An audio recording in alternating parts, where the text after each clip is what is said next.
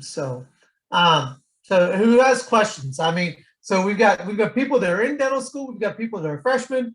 I know myself, I've probably spoke to half of you individually, and sort of some sort of question between myself and Catherine. And my name's Jerry McCombs. I'm the admissions manager, and Catherine, obviously you've met, is the admissions coordinator. She was on here just slightly before myself, logging in here tonight. So, as you make your journey to dental school, we're going to be, there to support you and answer questions and things of that nature. So, in the best interest of you, I want to spare myself from talking personally, and let you guys start asking questions. There's nothing, it's free.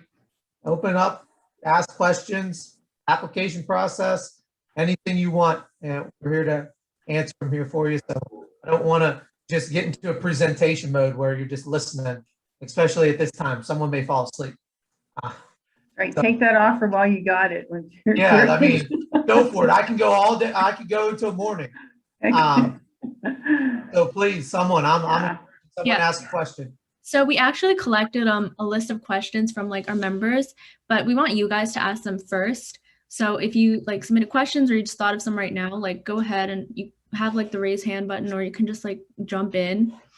And then we have like that list for any leftover questions, and we're going to take notes for people who missed it or just want to review like the answers. So you go first, and then we'll do the leftover questions like second.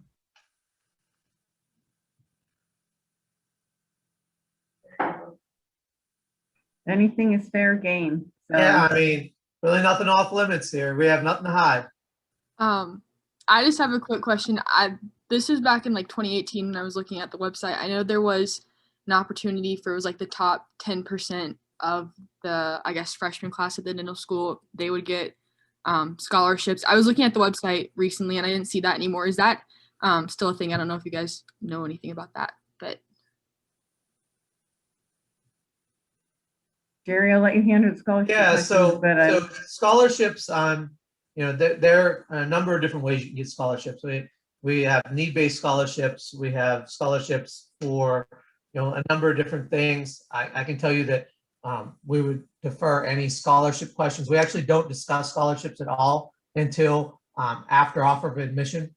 So just, one thing for you all to understand, whether you're a GAP student or you're a regular applicant, pretty much standard procedure is we discuss scholarships at time of first offer for those applying in the regular application cycle. For those that are GAP students, you'll receive information the fall semester of the year that you, or if you've just interviewed, you'll receive information about scholarships in the fall, and you'll be able to fill out the information for that. And then at that point, GAP students traditionally are, will find out about scholarships the summer prior to their arrival into dental school. So as far as the top 10% go, that's something that, the university evaluates, and, I would have to defer to Tracy on that, and she's obviously not with us tonight. So thank you.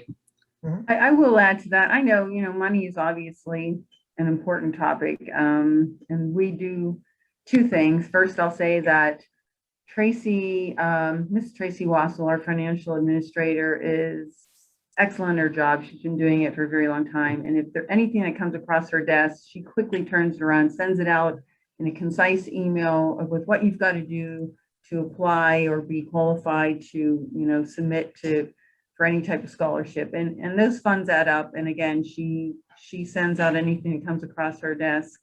And I guess I'd just say, secondly, we talk about return on investment a lot when we present to regular ADSAS applicants. And there's a good reason for that.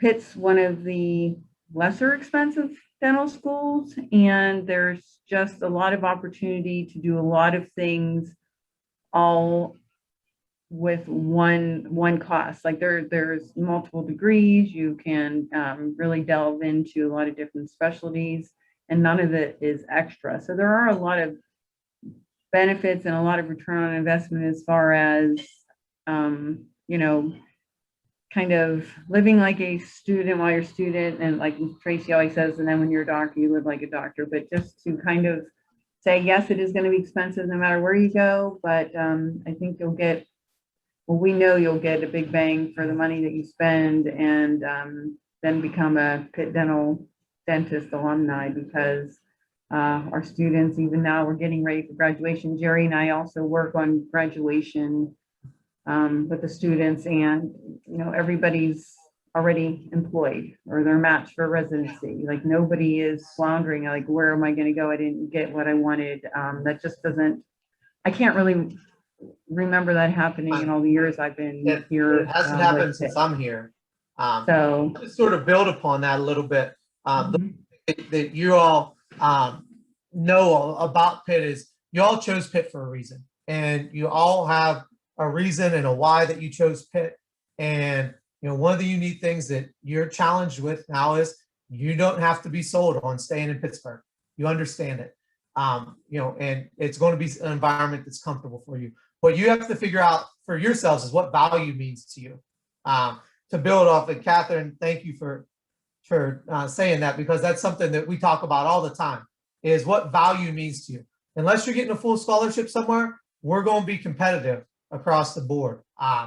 Is anybody going to school for free at Pitt? No, they're not. Is it going to be the most expensive school that you apply to? No. Will it be the cheapest? Potentially not, depending on your in-state, out-of-state. But we have so many things that provide value to you that you can't get other places. And within the 10 specialties under house, and the biggest, the most hidden secret I think about dental school, as we look at it right now, is outcomes. I can tell you right now, if you were just look at the outcomes of our students, and I'm not going to name them person by person and school by school, but we've got people matched at Penn, Maryland, UAB, Ohio State for pediatric dentistry, staying at Pitt for multiple disciplines, going to Johns Hopkins, Nova Southeastern, going to GPR in Texas. 60% of our students get residency out of 80 students, or GPR. And I encourage you to go look elsewhere at what the outcomes are. And that's the one thing that I didn't realize when I took this position and have been here for 2 years, is that our students don't just get residencies, they just don't get jobs, they get the ones they want. So, having the unlimited shadowing, having the unlimited ability to work within those specialties and take those selective courses without an additional charge, the reputation of, our applicants, what you're challenged with right now as applicants is, how do you separate yourself from the other 2,200 applicants that we have apply for dental school? That's your biggest challenge. You're not a GAP student. And so the same thing goes 4 years from now, when it comes outcome time and what you're looking to do 4 years from now. I can promise you that our students that matched it, Ohio State, Maryland, Penn, UAB, across the country, there's a reason that they stood out amongst their peers. And that's because of the reputation of this education. And I can tell you that, we could go person by person, we could go through history. You can look at it, the Pitt Dental family goes across the country. Actually, there was one at the ADIA conference from University of Colorado, Pitt Dental grad, University of Colorado, that was speaking. So, I think that the value and the reputation are there, and they're well known, maybe more than you even realize. I would just add briefly to that is that you're able to kind of tailor your education also to what you want to do. It's we have a lot of very involved faculty, and they're willing to work with you, and you can kind of tailor what you specifically want to do. And if you show an interest in this, in anything, and you go to that faculty and say, hey, I'm interested. I've never heard anyone say, oh, they didn't welcome me. It's always been like, hey, like they're so excited that you're excited with what they're doing. So you can tailor it to your wants and needs. But go ahead, Sarah, I see your hand up. Oh, thank you. So going off of what Jerry was saying, this might be a helpful question for some of the people who haven't applied yet or started their application and are still building their resume. But what are some of the qualities that you guys look for in your most successful applicants and interviewees? So obviously it's a holistic process. Last year was obviously, this past application cycle was something unlike anything we've ever seen before. We had no idea what it was going to look like. And, the DAT was what the DAT was. Luckily, everyone, for the most part, had the opportunity. And I can't think of anyone that was considered for admission that didn't have the opportunity to take the DAT. And that's something that's obviously required. We look at everything, to be honest with you. We're looking for, at every part of every applicant, from your extracurricular activities to your volunteer experience to your shadowing. Obviously, shadowing is a hot button topic right now. We're looking, how you interact with others, your ability to overcome adversity, road traveled. Nobody's journey is the same. There's not one person's journey to dental school that's the same. Some people have, reasons that they have more exposure to dentistry, and some people have reasons that their exposure to dentistry may be limited. So, we're going to look at all those things. And, the challenge for you all is what's your why? What is your why for dentistry? And we look for people that want to work together, that want to work for a common goal, that want to be a part of 80 students committed to being the best dentist they can be. And, that's definitely what we're looking for. And to go beyond that is, obviously we're going to look at, you can't have too much shadowing, you can't have too much exposure, you can't have too much volunteer, but there are other things. Everybody has, something about them. So I'd encourage you to, this is your platform to sell yourself and tell your story. Just add, because Jerry answered that, very thoroughly, but I would just add to that, it is difficult because, our committee looks at, as Jerry said, not all 2,200 applications, because some people apply and they're just don't even meet some of our cutoffs. But aside from those numbers and the things Jerry mentioned too, your excitement for what you're getting into comes across. So in your dealings, even just with us, or anything that you show up for that we may, or whatever school, if you're interested in other schools, if whatever you're applying to, you show up for open houses, or you show interest, but you're also just kind of have that spark, and you have a detectable excitement for dentistry, because and that, of course, too, when it comes to your interview, is important, because you're interviewing with dentists. They want to see that you have the same excitement about their field as they do. And let's face it, not everybody in this world is excited about the oral cavity. In fact, many people are very fearful of it. So, that's part of it too. And it comes across in your essay.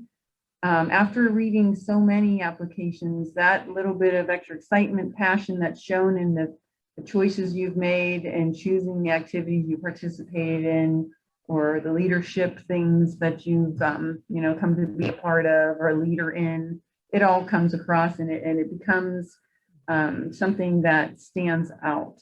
So I'll just say, people who have a passion for what they're doing, it shows and it comes across to others. So I'll just add that. Okay, anybody with another question? No, I just one thing I would build upon that with, just one last thing, is that at the end of the day, all of you have to, our goal and our commitment is to help you make the best decision for yourself for dental school. And sometimes those conversations go great, and sometimes they don't. But what I can tell you is we're going to provide you with every piece of information, and it's sort of the same thing on your end. It's great to get on the radar. Unfortunately, not everybody can get a scholarship. Unfortunately, you have to make decisions that are best for you and your family and whatever your situation is. But everyone that wants to be and wants to be a part of what we're doing has the ability to do that. And it really, again, you can't promote yourself too much. You just really can't, because at the end of the day, there's going to be an email that comes through dental admissions, and one of three things is going to happen: know the name and it's positive, know the name and whatever, or don't know the name at all. And that's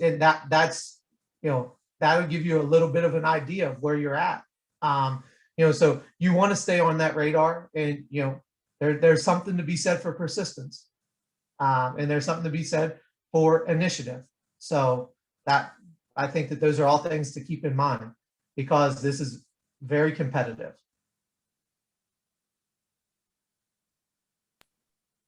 Emily? Yeah. Do you give any sort of preference to either like in-state or out-of-state applicants, or like Pitt undergrad applicants as opposed to like other schools? We actually don't, and it is all a committee decision. So the committee really doesn't give preference for in-state or out-of-state. I will say that being a Pitt student does mean something. A lot of our faculty are, well, either Pitt DMD, and many of them even Pitt undergrad. So I would say that many of them, hold it dear to their heart. So in that regard, individually, they, many of the faculty and those that are on the admissions committee are excited to have Pitt students apply. So I would put it that way. Yeah, every school situation is different. We're a public institution. If you go to a public institution in the state beside us, they're required to have 85% of their students be from in-state. We don't have any of those binding, we don't have any of those binding restrictions. We have the ability to, if you look historically in the last 3 years, I know last year there were more out-of-state students than in-state. Right now, at the moment, it's just about 50-50. So on average, it's somewhere ballpark in there, in that about half and half range. As far as Pitt students are concerned, we'd love to have as many as we could. And I know that there were a lot of offers of admission made. And the decisions that come with that are important decisions that you have to make. Because there's just a lot of variables that go into it, to you and your family and your investment and your future. So with that said, we have students coming from 54 different universities. I think I don't want to quote myself on how many people from Pittsburgh. I know that there's 11 legacy students. So that all those things matter, and if we could have every student, I can't speak to that, but there's a lot of great applicants within 200 miles of here. And, that's, if I can't, we're going to look long and far for the best applicants we can find. Tyler? What do you find, like what aspect of dental school do you find that the most D1s struggle with? I always think of this visual, but it's the information coming at you like drinking water from a fire hose. So it's not information you haven't, for the most part, studied or learned before, but it's all of those sciences and all of that information coming at you quickly and all at the same time. And that is just a lot of info. So knowing how you work and study best, or having good time management, or learning that quickly. And some people come in and you'll hear our students say on some of our student panels, yeah, it just took me a while to get it and figure out what worked best for me. But once I did that, things eased into a pattern. So really for me, I don't know if Jerry will answer differently, but I think that's probably the most challenging thing. So much all at once, and as opposed to a medical school student, you don't get to go home as much and sit on your couch and study. You're going to be in the wet lab, and you're going to be working on your hand skills also. So truly, I think probably dental school first year is more challenging than medical school. So for those reasons. So I don't know, Jerry, you want to add anything to that? Sorry, I got disconnected there for a second. We've had some bad internet on this side of the city tonight. Catherine knows it. I live about a half mile from where President Biden was speaking today, and I lost internet connection to every meeting I had all day long today for whatever reason, due to the traffic and volume that was around here. But what I would say, the hardest thing is that you can't be ready. Like anybody, if you ask any of our D1 students, they'll say that you can't be prepared for what you're about to jump into. And I think the one thing that you have to overcome is the amount of credits that are on there. The amount of credits that it looks like, because it looks daunting, right? It's 27 credits in the first semester. It's 29 credits in the second semester. But you have to understand why those are listed like that. Those classes are broken out like that because every student has to meet every competency, and every competency has a value to it. So where a class might be like 2 or 3 classes may just be 1 class in regular school. So you have to understand that there's a difference. When you see that 27 credits, one's a part 1 of a class and a part 2 of a class. That makes 6 credits. So, you don't want to get too overwhelmed with that. The other thing is, I think that, as much as it's overcoming, is with, I know what Catherine was saying with the water spigot and you just can't take it all in. It's understanding that this is a journey. I think that is one of the things. Understand that it's a journey, and understanding that the what happens one week. I can tell you this just from being in the sim clinic the last 3 Fridays. One week I saw a student struggling, and they were having a little bit of trouble. And I come back 2 weeks later and they're doing great, So it's persistence. It's not going to be overnight. The lights just aren't going to turn on and you're just going to get it. Everything builds. And I think the other thing is to take your foot off the gas pedal when you have a chance. Because if not, it's not about how hard you work. It's about how smart you work. And I'm the worst. Catherine will tell you, I'm the worst. I don't practice what I preach at all. But what I can tell you is you have to separate. You have to take a break for yourself. That's why Pittsburgh's so good for everyone, is that there's a community for everyone. But if you just keep trying to grind, that's the hardest thing. And so it's finding that work-life balance. It's finding what that's going to look like. Some weeks are longer than others. I know that there was a student last week I saw in the sim clinic on Friday, and the student was tired, and I said, "Hey, what are you doing?" And student said, "Oh, I got to study all week. We have 2 tests next week." And my direct response was, "You got to promise me you're going to get outside and see the sun this weekend, because it's going to be 70 degrees both days."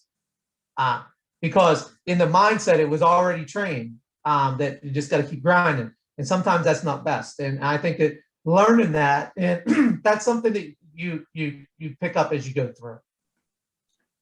Very quick related to your questions, I'll just say you all tend to be, type A and very, competitive. And something I've heard our students say, and I loved, you're not going to be the best at everything. Someone may be super good with their hand skills, but don't worry and compare yourself. You'll get it. You just keep working at it. Don't give up, persevere, know that you're not going to be the best in every aspect.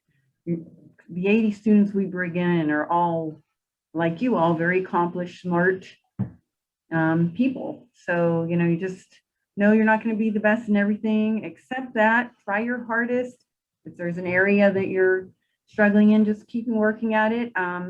Ask for help. Hey, if you need tutoring, we offer tutoring to everybody and anybody at no charge. So don't wait. If you need help, get it. There's, no stigma attached. We have people, believe it, of course, we have people who are getting B's and they want tutoring so they can get the A+. I mean, it's for everybody. So anyhow, that was just related fact I wanted to say. Everybody's journey's different. That if we had 80 students that were all cut from the same mold, this experience wouldn't be what it was. So everyone's going to bring something different to the table. Not everyone's going to want to be in dental anesthesiology. Not everyone's going to want to go into residency in a certain thing. So it's about, learning from each other. It's about learning from each other. It's about, what are the other X factors that you can learn outside of dentistry? And because if not, then it's just going to be a lot of people that are just competing to be the best. And I can tell you that's not what we're looking for. We want people that want to work together towards a common goal and collaborate.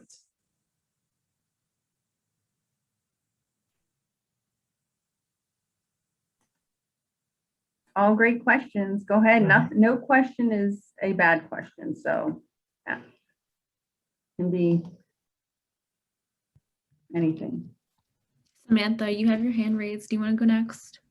Yeah, I just had a question. So, like, at the end of dental school, aside from like the degree, obviously, what is something that students say they like walk away with that like betters them as a person or contributes to their life in some different aspect? 79 friends that are going to be friends for the rest of their life that are very different people that when they first sat down on the first day of orientation, they were like, how am I ever going to like this or get to know that person? Or wow, everybody's so different. Wow, I have a 40-year-old guy in my class. I've got a mom with 2 kids. I've got an international student who speaks 5 languages and I only speak English. I mean, it really, that's something they often say is our classes, I don't know, we tend to really get a great group of caring, kind people who have varying interests, but are willing to help each other. And that is not something, I can honestly tell you, that is not something you're going to get at every dental school. In fact, we hear it from some of our interviewees, and they tell us about how some other schools are known for, oh, if you leave your mold out, someone's going to wreck it and ruin it. And things like that, believe it or not. But I think that's one of the main things that I've heard students over the years say is a lot of great friends, and you've grown so much from first year to last as a person, as a human being. I'm sure there are many other things, but that stands out to me first and foremost. What I see is, you know, I always think, and I've never put names on anything, but I see 2 students, right? I see 2 people that when their journeys were from completely different angles, you know, someone may be local, someone may be from an urban environment, and all of a sudden you see 2 people being best friends and making an impact in each other's life. There's like basically can't be separated at the hip, that wouldn't have been friends. You wouldn't imagine that they would be the 2 that are friends. And so what you see is these relationships. You know, you see relationships being built. You see 80 people, and the only thing that you have in common with, other than, you know, some of them may be local or some of them may be Pitt students, the only thing that you have in common with them when you're coming in, like for this year on August the 10th or 16th or whenever, you know, orientation, the only thing you have in common is you're going to be a part of the class of 2025. So when you get there, that's all you have in common. But what you walk out with is a lifetime full of connections.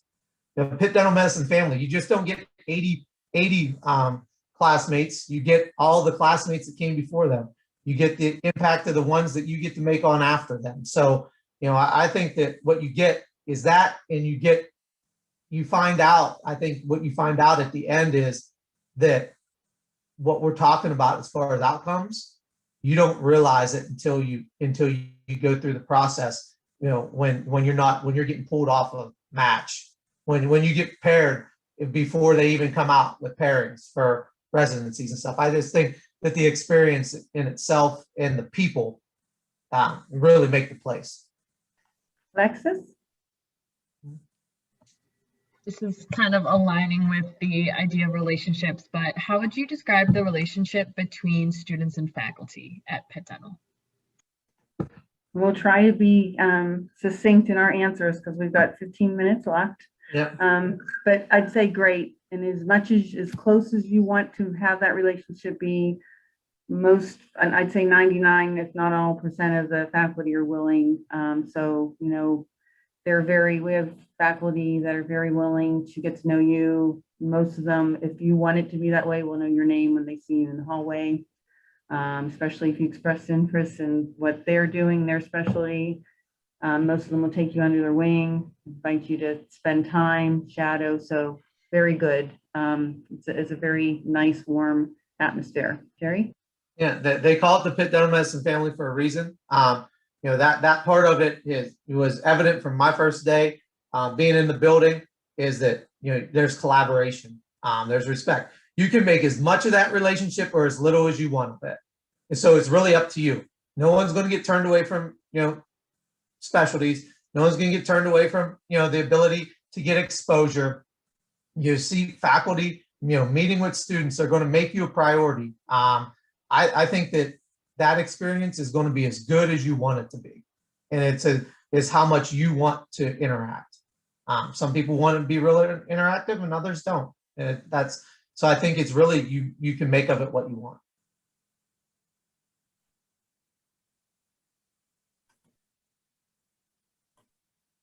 Anybody else? Come on, there's got to be more.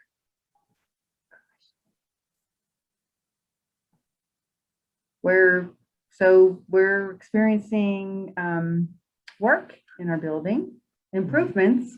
So that's a nice thing too. And we expect in the next couple of years a continuing effort to improve, renovate the building. They're looking at making an entirely new dental school, and of course, you never know when they say 5 years, does that mean 7 years? But they're looking at a new dental school. I mean, the Graduate School of Dentistry is important to the university. So, you know, those things are happening too, which is really great. It's the 125th anniversary of Pitt Dental Medicine. So, you know, the legacy is long, the history is strong. If you look at the list of alumni, you'll be surprised at the names that you see on there, you know, and realize that they've done everything in the world. You know, this is an opportunity. Any questions, please feel free to ask us. You know, no question's a bad question, and you know, we'll shoot to be as transparent as we can be, and which is 100%.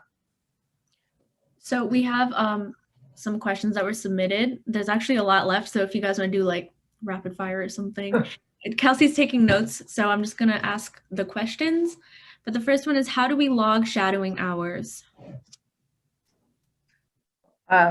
Well, you'll have to list them on your application, and it's pretty intuitive, I think. It's going to ask you what you did, how you did it, how many hours. But my tip to you when you do that is, you know, hopefully you've learned some of the terminology. You don't just say, I pulled teeth, you know, I assisted in extractions. So you want to, and have correct grammar, and don't, you know, be neat that way as well. But yeah, logging on the application is pretty, I think, again, clear with guidelines on where you put it and how you list it. And frankly, even if it's in a slightly wrong place, we look at everything. We look at your experiences, we look at your activities, everything. So we'll see it, we'll find it. It's just, you want to list it neatly and succinctly, clearly.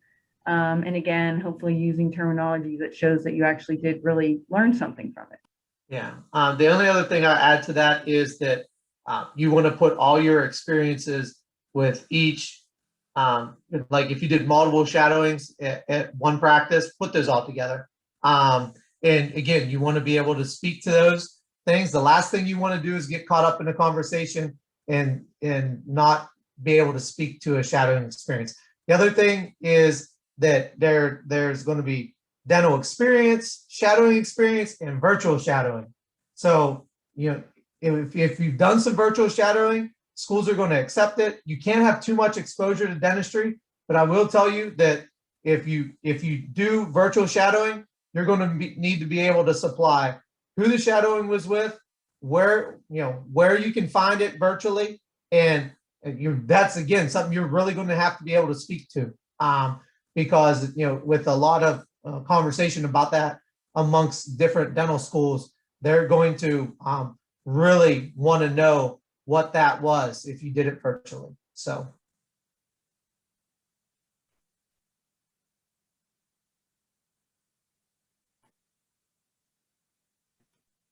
Alexis, did you have another question? I did have another question, but if you wanted to read off the list, I'm totally. Go ahead. We wanted you guys to ask everything first. Okay. I was going to ask, aside from the prerequisites, are there any classes that you recommend we take as an undergrad before coming to dental school? First thing I always think of is anything that will help you with your hand skills. So perhaps you've never done sculpting, painting, drawing, and an instrument. That can be a fun way, a distressor to actually then help you with hand skills as well. We of course don't require anatomy, but highly recommend that you either take it or take community college or anything at all to become familiar with human physiology, anatomy. You can't have too many of the hard sciences. If you can't be too prepared from upper level biology and chemistry perspective. If you ask any of our students, they'll say that if definitely take anatomy if you get the opportunity. It doesn't have to be at Pitt. I know that's a hard thing to do with some of the majors. Anatomy, physiology, microbiology, not required, can't hurt. So anything that you can do to expose yourself to, the sciences is going to be great. And anything you can do to get used to using your hands is going to be important as well. And that's why that's for some people and it's not for others. It wouldn't be for me. I would never be good with the instrument. So. Thank you. I was just wondering, outside of the clinic at the dental school, what other opportunities do dental students at Pitt have to work with members of the community and give back to the greater Pittsburgh area? Tons. Now we have to be brief, Jerry. No, Okay, we have I'm not going to say much. I'll let you go. I mean, no, so two CCs. Anything you want. So many, but we actually have a kind of a formal program. Part of our program is SCOPE, and it is a community outreach program. The first 2 years you're doing probably a lot of things that you may have already been doing, like Big Brothers Big Sisters or Special Olympics. But of course, Rich Rubin is so excited about his role. So if you ever wanted to do more, believe me, he would be all over it. But then also in your last 2 years, you go out in the community and do even more. So along with that, though, we have a club for every interest under the sky, really. So our clubs and organizations do a lot with community as well. So you would not be hard pressed to find people who are like-minded or interested in what you are in at all. It's very, very much ingrained in what we do and what the Pitt Dental Medicine vision is. So it's the one thing I would say is that you can make as much of it as you want to, because we're a competency-based curriculum. We've had students that have done nothing but outreach in parts of their fourth year, and have done, outreach to serving underserved communities or different things. And, that's something, Dr. Rubin, I can tell you this, if you have an idea, if we're not doing it and it's possible, you can do it. Bring an idea if we don't have it already. So you can do just about as much as you want. Thank you. Mm-hmm. Great question. Ankita, you want to read some? Yeah, so another one is, can you take prerequisite classes in the summer of matriculation? There can be some left over, preferably though, it might be, not your OChem and your Gen Chem. If you have to leave anything for that, try to make it physics or biochem, something because our committee does want to see how you handle probably the most important courses that really show how successful you'll be in dental school, the bio and lab and OChem, Gen Chem. And yeah, just as long as, and just to kind of confirm what that question kind of insinuates is, yeah, you just need to be complete with your prerequisites prior to matriculation, not application. Yeah, so it's not uncommon on average for applicant to have 1 to 3 outstanding prerequisites. If you just look at it by law of averages, two things you have to remember: unless you're a GAP student, it's early admit. You have to have a degree completed prior to matriculation, and you have to have all your prerequisites completed. We want those to be done by July 1st of your senior year. Obviously, everyone has circumstances, and but that's pretty much, if you go with that, that's pretty standard. That's when you get your admission. Everybody's admission is contingent upon successful completion of their degree, unless they're a GAP early admit after the 3rd year, and completion of all prerequisite requirements successfully. So so it's not unnormal, but also at the same time, you don't want to wait until the end.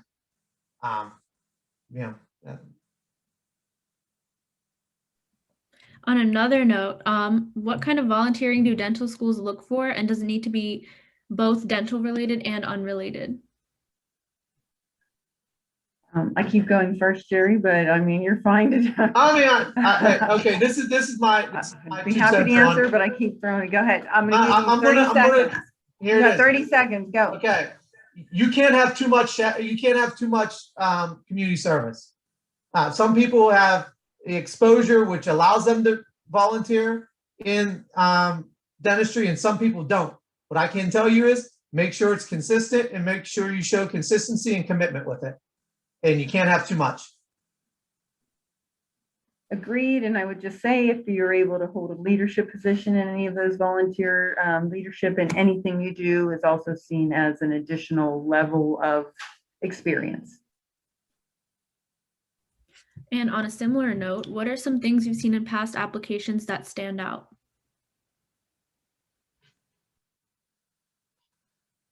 Everything. They could be, you need to tell your story, okay? Every application is different. And what you want to do is present your application in a way that is going to help it separate itself from others. Because if you take the names and you take the universities off of those applications and you look at them, there's hundreds that look identical, okay? GPA wise, DAT wise, they'll just pile up on top of each other. So it's those little intricate things like your shadowing and your volunteer work and your extracurricular activities. What makes you tick? What's that road look like? What did you overcome? All those things. And those are the things that are going to stand out on an application. Agreed. And things like, well, also things like, hey, I played in the band, I was on a sports team, all those things add to the time you spent outside of academics too.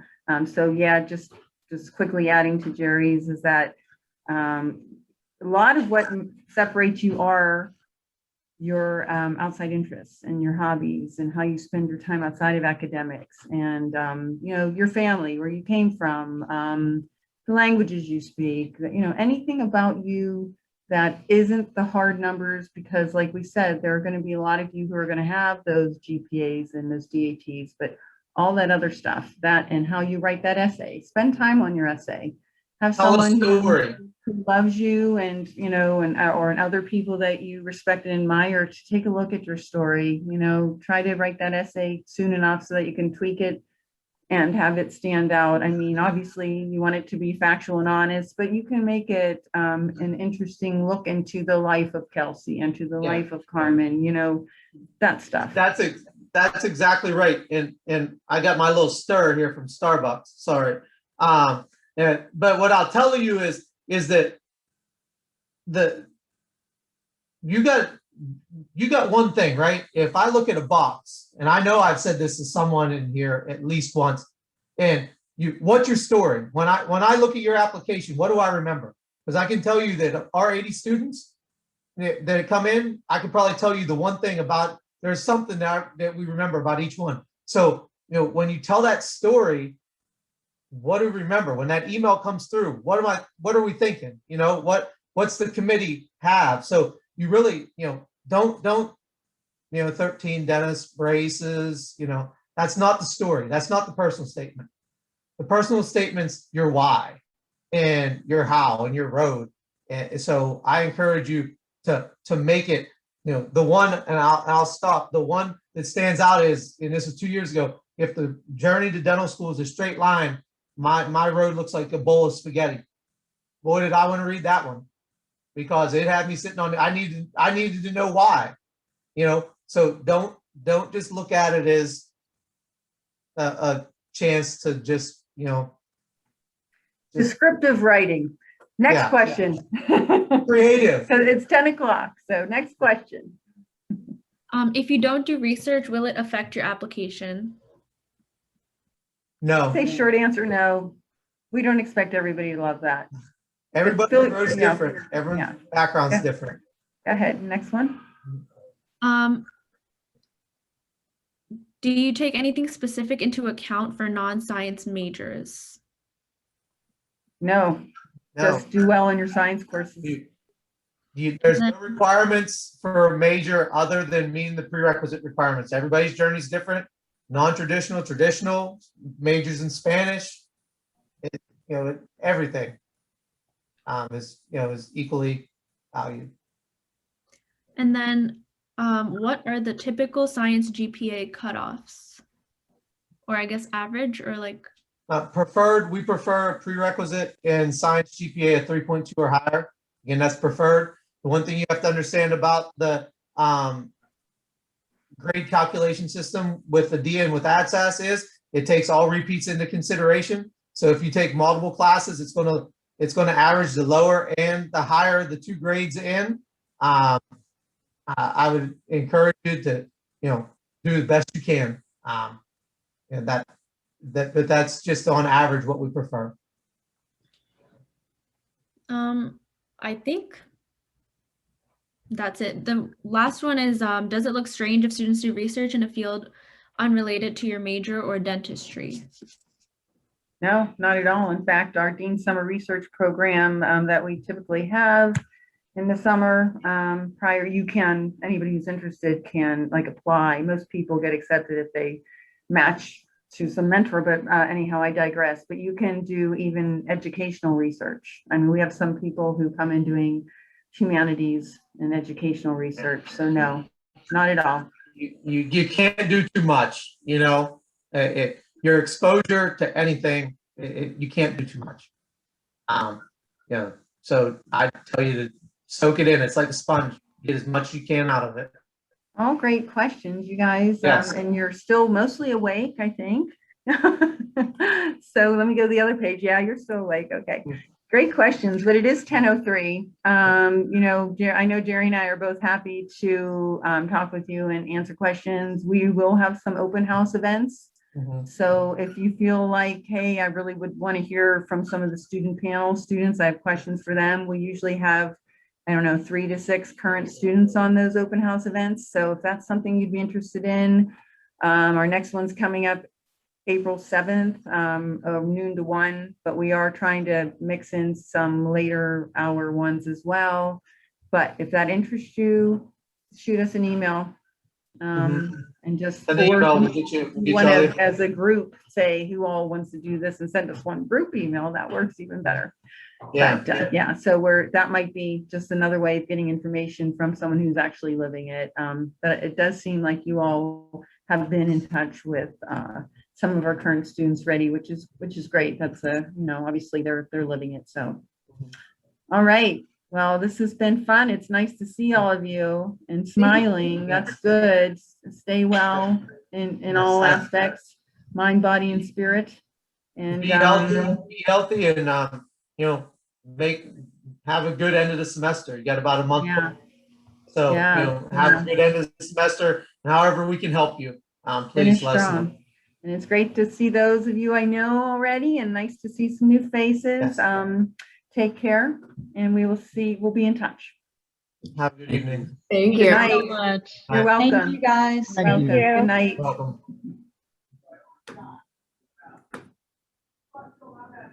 Alright. So I do have a quick slide here. I'm not sure exactly what you guys can see in terms of the screen share. We can see I us. can see it. Okay. And that the wealth I'm